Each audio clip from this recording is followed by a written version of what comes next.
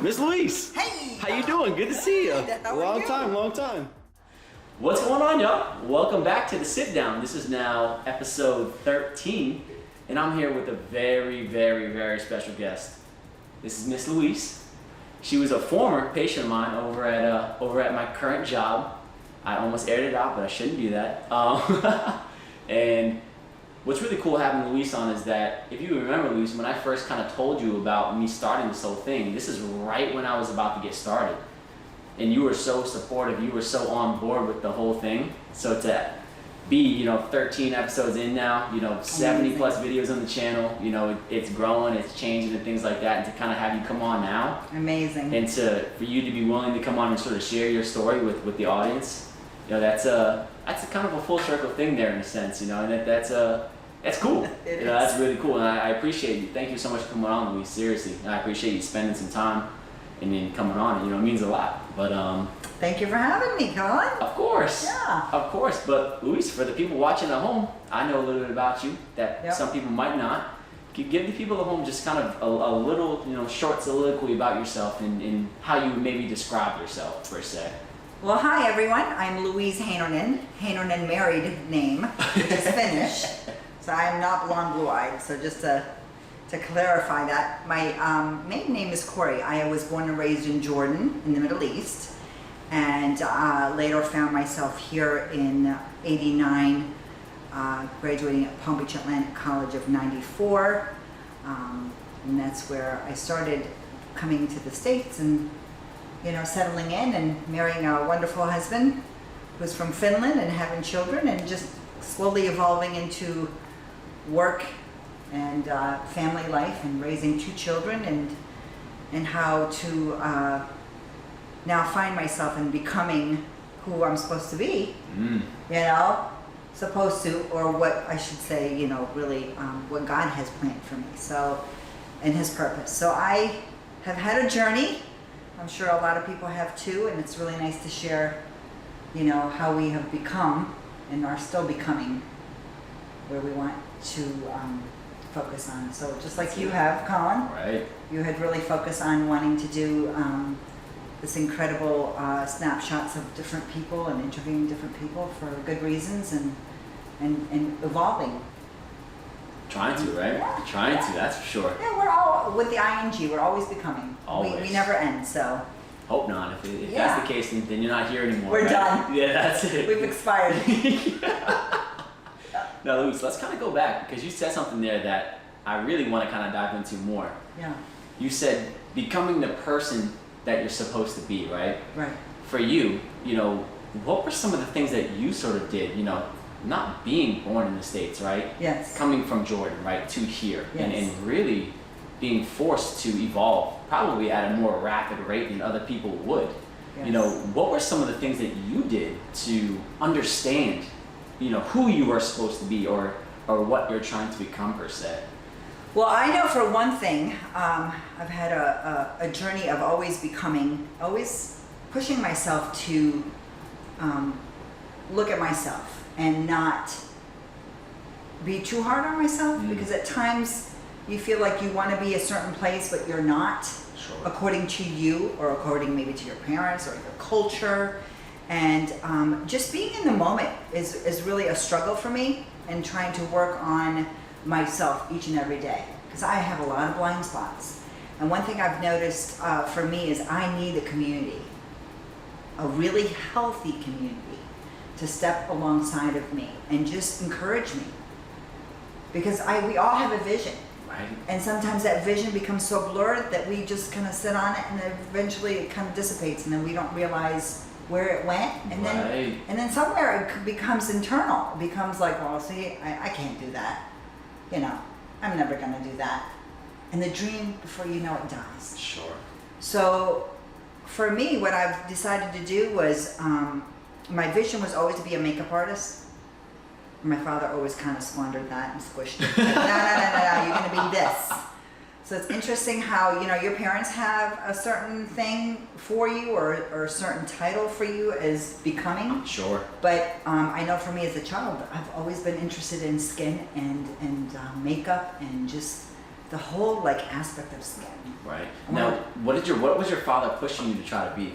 He actually, I wanted to become a surgeon. Wanted to be a plastic surgeon doing cleft palates and reconstructive surgery for burn victims. And both my parents are in the medical field, but he's like, no, you could be a music teacher. You could do, because I sang. I tried anyways. Singing and playing piano. So he had the whole entire vision of, I'm going to put a studio for you. You can have your students. But you know what? That didn't last long before I pursued my own desire. I did go to college. I did graduate as a child psychology major, and pursued working for a plastic surgeon for a very short while, and then pursuing my love and passion for doing makeup. And that fulfills. There's a joy behind when you are really living out of the heart that God gives you. When you find your purpose, there is no way of stopping you. The joy every day comes. You never have a bad day. Right. You could try, but it's a joy that just keeps on just overflowing all the time. So I did do makeup, and I got it out of my system and traveled for a very famous makeup artist and made her a lot of money. Hello. And then I had a different calling, and that's to be a stay-home mom, which I pursued for 10 years. And God gave me 2 kids with special needs, so I know He had a plan. So that was the plan for now. Absolutely. And then after that was done, it's kind of like, okay, who am I? What now? And so I sat back and just, took some time to be still. It's interesting because I have a really hard time being still. It's so important, though. Yeah. That's the only time you can reflect, is in that stillness, right? Yeah. I think that's why this whole 2020 year has been so important to, I can only speak for myself, but for me, because it forced me, and I'm sure it did as you as well, Louise, to kind of slow down, embrace that stillness in a sense, and really reflect and think inward, right, and realize that all this external stuff that we have our hands on can be plucked away so quickly, and then what are you left with? Exactly. What are you left with, right? It's interesting. I just recently learned that be still means to let go. And we hear so much about let go and let God, let go and let God. Well, sometimes I let go and then I want to take it back. Right. Right? Because I want to be in control of my life. And what I found by being still and just listening and being in touch with even music. Music is such an inspirational thing for me too. It just puts a certain beat every morning for me to be in a centered place. So with that, I found myself just like a caterpillar, no place to go. I didn't know where I was going. I was a little prickly. I was a little lost. And then there's a video called Hermie, Max Lucado. And if you guys want to check it out, it's a really cool video. Just talks about, here's this caterpillar wanting to be like the dragonfly, wanting to be like the ant with more muscles. Right. But you hear God saying to Hermie, I'm not done with you yet, So God has a plan for all of us. What does that look like for me is, slowing it down and getting in touch with my creativity. What do I love to do? What brings me joy? What brings me happiness? Forget about, financial things. What each and every day brings you joy? And so I did. I found that and went to school in my early 40s and revamped myself to be an esthetician. And let that sink in, guys. Early 40s, Louise went back to school. Yeah. For all these people out there that might be kind of struggling with the timestamp, times table. I need to be, I need to have a good paying job by 25. I need to have a family with a kid in a white picket fence by 30. Right. That whole times table it's a fallacy. It's not real. Yeah. I can't judge myself based off the standards of another individual. That's not true. That's not the purpose of life. Very true. The purpose of life is to create your own standards based off of where you are in that moment. Yes, exactly. And that's so powerful to hear, Louise, because somebody like yourself, you've gone through so many different transitions. Correct. By the time you even hit 40. Yes. Right? Yes. In my kind of question, we'll continue your story. I'll ask you afterwards. So it's really cool. I found myself, wanting to do skin, and I did it purposely because I won't mention any hotels, but this hotel, which I decided to just do a part-time job just to get out of the house while the kids are in school, and they hired me on the spot as a makeup artist, and it's a very elite hotel. And then after they hired me and they put me at the front desk, they said, "Oh, sorry, you can't do makeup because you're not an esthetician." And I was floored. So they basically lied to me. So with that energy that I took, that they lied to me, I said, okay, what do I want to do with all of that? So I was like, you know what, touche, I'm going to go get my aesthetics license. Just to go thinking I'm going to do skin. I'm just going to do makeup. Well, little did I know how much passion and love for skin that I really have. And later on, I come to find out I'm struggling with my own skin because a hormonal condition that changed my life after nursing my daughter was called melasma. And it's triggered by hormones, it's triggered by the environment. So I pursued in trying to see if I could find ways that I could actually correct this condition. And spending thousands of dollars in different treatments and different seminars. And but still pursued my aesthetics. I started very small in my garage. Hey, everybody starts somewhere. Dude, I started in my garage that my husband turned into a room. And my clients loved coming. But I didn't have a whole lot of money. I didn't have any money. Sure. You know, being a stay-home mom, my husband is a massage therapist, so there was not a lot of income there. But you know what? You do with what you have. Exactly. You got to be creative. You can't just sit and go, well, I don't have this kind of money, then therefore my dream is gone. Well, I pursued that and it started growing, and the integrity of what I do. And that's one thing that I really hold value and ethics. Very important in what you do. Will follow you all of your life. People now. Good or bad, they're right there behind you. Yes, yes, yes. So now, with God's amazing grace and His love on me, I decided to pursue a skincare line, vegan and organic, and it was based on my own skin, thinking I'll just make a small batch and figure it out on my own. It took me about 4 years, and I would tell my clients, I'm creating a new skincare. Yeah. I'm creating, and they're like, okay, where is it? I'm like, oh, it's coming. Yeah. And every time I make a batch, it was like breaking out in welts because it was just the balance of the products were not right. And then finally, it's interesting how things like really evolve and push you to do things. And I went to a seminar, and this lady who had a really bad situation with an esthetician, you know, doing some protocol things on her face and burning her skin. Ooh. And so this person and I, who was the model, we kept in touch, and I said to her, you know what? Do you mind if I send you a 30-day skincare, my own serum? I'll send it to you. Would you just do me a favor and just get back to me and let me know how you like it? In less than 2 weeks, she came back. She said, my skin is healed. And that's what gave me the motivation to say, stop making excuses. Get your butt out. Don't be afraid. I was fearful. I was paralyzed. I didn't want to do it because I was afraid I was going to fail. Right. So I started just giving samples to my clients because I had this notion I wanted to know to do a airless jar so it does not deteriorate the vitamin C that's in it. Sure. It stores better. Gotcha. Right. So it does not, it does not lose its potency. And my clients started just like responding like, this is so good, like get it in the package, and finally it is, it's out.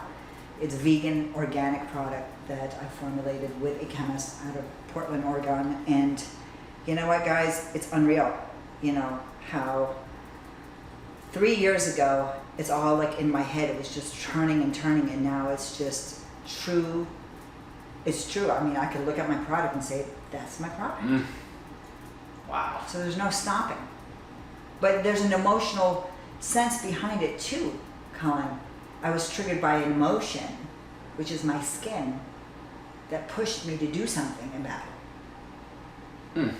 So emotions always guide us to do good or to do bad. God made us emotional creatures. Yes. Right? And, yes. and I think the ones that can separate themselves from others are the ones that can take control of those emotions, right? Yes. Or the ones who are controlled by the emotions. Exactly. Because they're always there. Yeah. It's just up to you to decide what are you going to do with that. Yeah, very true. Right? And what's cool is you made the decision to use it as fuel. use it in a productive way instead of a Yes. reductive way. Instead of pulling you backwards, Yeah. let me use it as jet fuel to propel me forward, Right. right? Right. And Louise, my question that I was going to ask before is, how did you stay on track? How did you stay on target in a sense? When you were making all of these transitions, from being a stay-at-home mom, right, Yeah. to working a little part-time job, to pretty much being lied to, right, to Right. still going to decide to go to school, right, to start to create your own makeup line, and then to kind of almost have a setback there, and then push forward even further, right, over a 4-year period of time to create a line, right? How did you stay true during that transitional period? Because I'm sure you faced a lot of distractions Yes. and a lot of different stimulus in your life coming from a lot of different directions. Like, True. how did you stay, in line with the goal? It's interesting. I mean, we're imperfectly imperfect as MK, who's a woman of principle. She's actually an author, and she always says imperfectly perfect. I love that because it's progress, not perfection. And I always believe that as long as I'm moving forward, I may stall a little bit, but you gotta keep your eyes on that carrot. You gotta keep your eyes fixated on what you want to achieve. And I always had this feeling that there's some distractions that were coming at me, like, oh, you're not good enough. Oh, there's so many products out there. We're gonna add another product, Louise, to the shelf. And I said, no, that's a lie. I'm not gonna listen to that. That was a lie, because you know what? If God put it through me to do it, He's gonna put me to it to finish it. That's the way I look at it. So it did. And I had this one client who is very affluent. I'll tell you a little secret. She's the first woman to create the woman sports bra back in 1970. She was just inducted to the Hall of Fame in Washington, D.C., the Smithsonian. So she's a woman of influence as well. Sure. And I find that when you hang out and you embody yourself with amazing, influential people who are very strong in themselves, they spill over. They encourage you. And she's one of them that encouraged me and said, get it on the market. I need it now. And I'm like, I don't have the packaging yet. She goes, just put it in the container. I'll take anything. So when you have that audience who is there to support you and encourage you, you get fueled by that. Rather than isolating, Right. when you isolate, you do nothing with it. But when, let's say for example, I tell Colin, hey, I'm getting a serum, okay, give me a sample, I'm held accountable. Right. And that's what we need. We need to be held accountable. Otherwise, it dies. You want to know what's really interesting, Louise? You had talked about, how you need a community, right?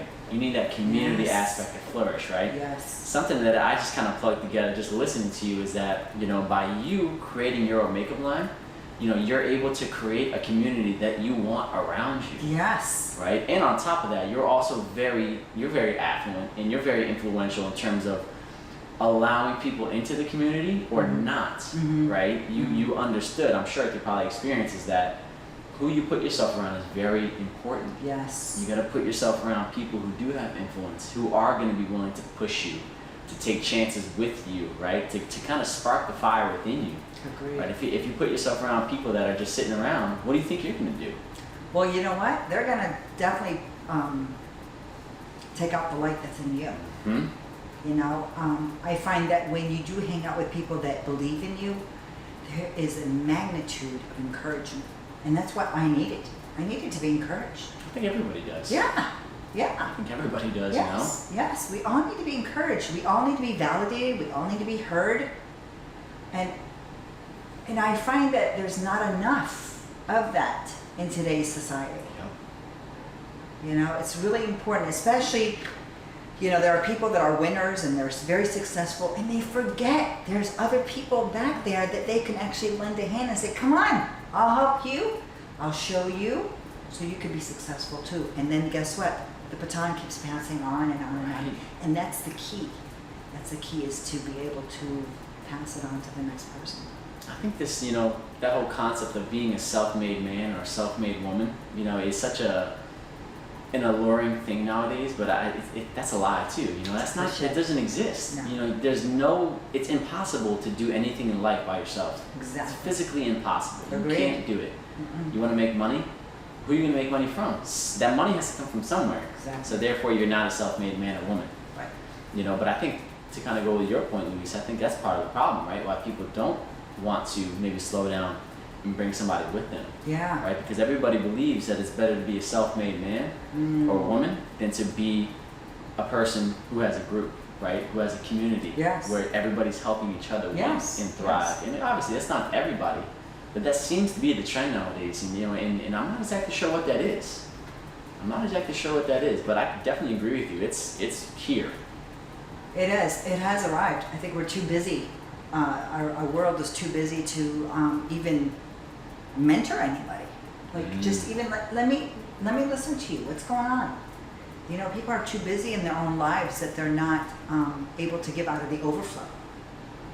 You know, and they don't want to take time. People don't want to take time for somebody else. And that's the thing too. I think a lot of people are too focused on taking instead of trying to give, right? And there's more, you know what, it is more joyful for me when I give to others and the influential aspect of it, to influence somebody else's life for good, to be able to say, I can impact this little young life, or even just, you know what, I have all different ages that come in my practice, and you will be so surprised. Age has no limit of how you can influence other people from your own personal experience, strength, and hope. It doesn't have to be, you know, you got to know everything. Just from your own experience, your own journey, how you can express it to somebody else can impact somebody else's life. My goodness, that's literally the epitome of why we're doing this right now. Yeah. You know, it's to try to impact somebody that you might never meet. Right. Right. You have the luxury, Louise, of you more or less will probably meet everybody that sort of walks into your doors per se. Yes. And for me, what makes me so excited is that as this channel grows and the sphere of influence continues to grow, Yes. I might be able to impact somebody across the world that I might not ever meet. Exactly. And there's so much power in Yes. words. Yes. Right? You never know. You might go to the store and say, "Hi, how you doing?" to somebody, and you might have saved that person's life. Right. They might have been gearing up to take their life that night. Exactly. But because you were nice and you gave them a glimpse of hope, Yes. a glimpse of light in a very Yes. dark place. Powerful. And that's the thing. I think we undervalue the power of words. Yes. We undervalue the importance of words. Yes. And I think that's part of the problem too. I think a lot of people devalue their impact on another life because Yeah. they don't understand the power that God has given them with this. Yes. You can do so much with just a couple of words. True. So much. Very true. And you know what? It doesn't take much to be kind. To validate someone. If someone opened the door for you, just, you know what? I appreciate that. Thank you. Thank you so much, especially with young men, Your mom must be so proud, How simple is that? But we're losing it. We're too busy, we're not noticing. We're just so self-loathing, just us, me, all the time. What is it in it for me? Mm-hmm. I always believe that, can you give something away without a hook? Can I give something to you, Colin, without expecting anything in return? Because when you have expectations, you're going to harbor resentment, right? So by not having any expectations, giving freely sets you free from that. I got taught this from a person, a couple years back who has a really big kind of impact in sort of my development. He said, "You can never receive anything with a closed fist." Mm-hmm. People so often, they want to hold on to everything they have so desperately that they don't understand it's not until you decide to give, to give it all away, True. that you're going to receive, and you're going to receive in abundance. Correcto. You can't receive until you give. Yes. A closed fist can't accept. No. A closed mouth can't be fed. Nope. You can't keep it until you give it away. And that's the thing. That's what people don't understand. It's true. By trying to protect themselves, Yeah. they just put themselves deeper in the hole. Very true. And why are they protecting themselves? So there's a lot of emotion behind that, Right. you know? And I'm glad you brought that up because we're actually going to close out this episode. Yeah. And then in the second episode, we're really going to kind of talk, dive into Louise, Yes. what you do for work, right? Yes. And I'm going to really let you kind of run the show there because I'm going to be learning, as is the audience. Uh-oh. There's a lot of things that I don't know. And then we'll probably tie some emotional stuff in there because based Yeah. off of what you do, the holistic kind of approaches you take, there's an emotional aspect tied into all of that, Very right? true. So, all right, guys, that was it for episode 13.1, if you want to call it such, with my good friend Louise. I'm so glad she's here. And until next time, check in for episode 13.2. But until then, we'll see y'all. See ya. Bye.